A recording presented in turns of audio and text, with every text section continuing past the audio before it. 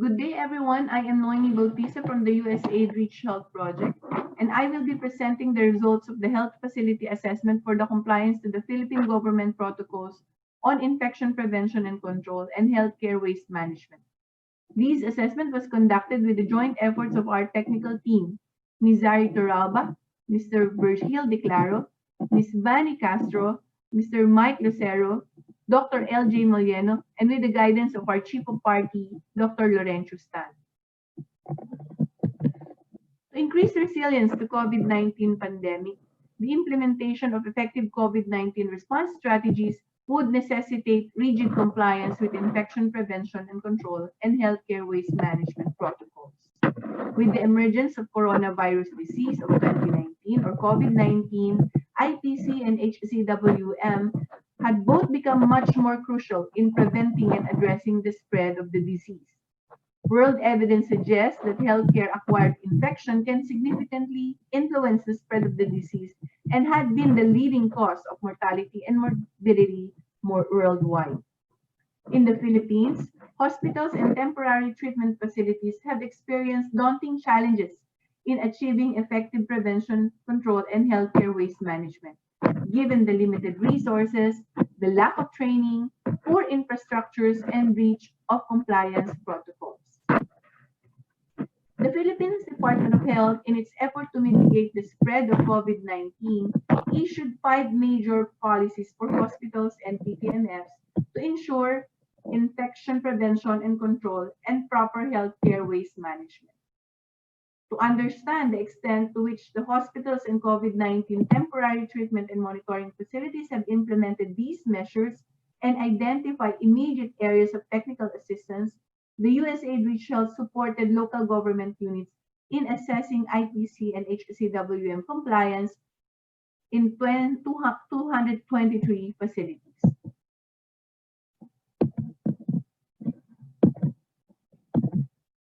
Assessment tools were developed by the USAID Reach Health Project based on these 5 DOH policies.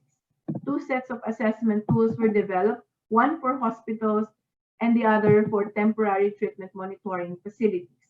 And both are divided into 4 major components, namely waste collection and segregation, waste storage, engineering and environmental controls, and administrative controls. After field testings, the tools were administered in 223 public hospitals and TTMS, either virtually through phone interviews or by using Zoom and Messenger through video calls, or through face-to-face following stringent safety protocols. Responses were encoded into Google Forms, including the updating of photos and video clips as means of verification.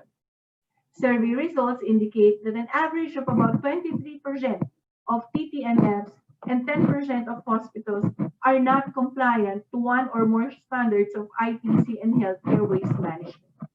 Major deficiencies include the non-use of color-coded bags for waste segregation, the lack of appropriate labeling of medical wastes, improper waste disposal, the lack of directional signages, failure to observe zoning requirements, non-availability of information materials on hand washing, respiratory etiquette, and social distancing, inadequately trained personnel, and absence of facility manual for IPC and healthcare waste management.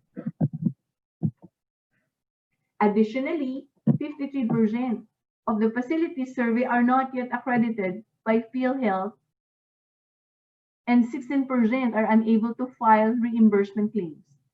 Financing is a critical factor for the LGUs and facilities to support investment needed for IPC and healthcare waste management. Given these results, the following were recommended to the facility managers, provincial and city health offices, and Department of Health regional offices. Mandatory training of key health facilities on staff for IPC healthcare waste management protocols, and mandatory orientation of all staff hired. Development of simple and direct policies for hospitals, TTMFs, for complying to the IPC and healthcare waste management protocols.